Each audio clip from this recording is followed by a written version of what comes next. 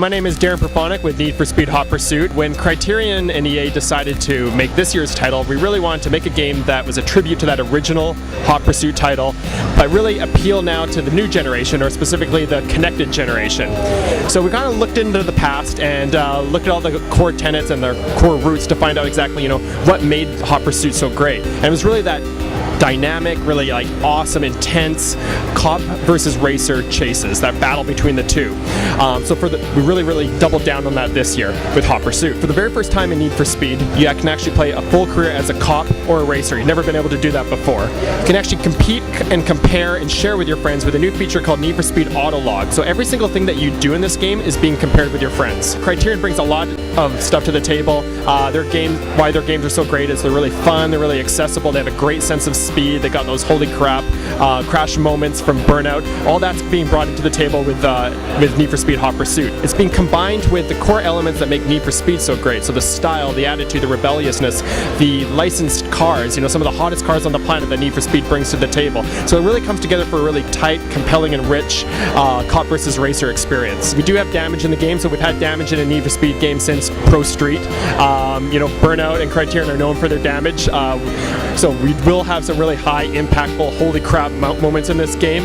But we have to pay attention to what the licensors want. So this is the first time that Criterion is dealing with licensed cars. We're gonna have a great, amazing experience. But we have to dial it down a little bit. What you're seeing right now is Interceptor mode. That's the mode that we debuted at E3. That's what we're showing today, and it's 1 versus 1. So cop versus racer head on. So two friends competing head-to-head on that way.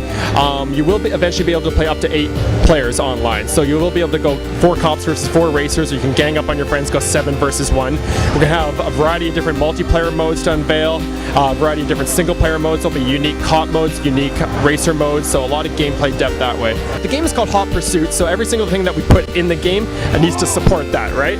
And so what we put in the game is a bunch of tools, or specifically weapons and equipment, to help both sides of the law, so to speak.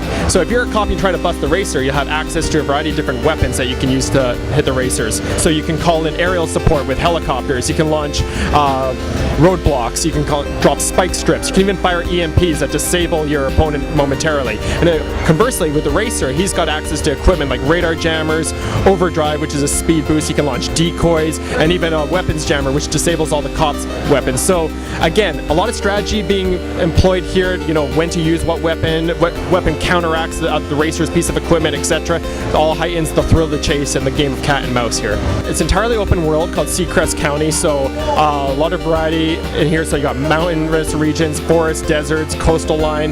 There's no downtown urban core on it. It's all really open because we wanted the environment to really inspire driving at high speeds and really inspire the thrill of the chase there, and really recreate these epic hot pursuits, so to speak.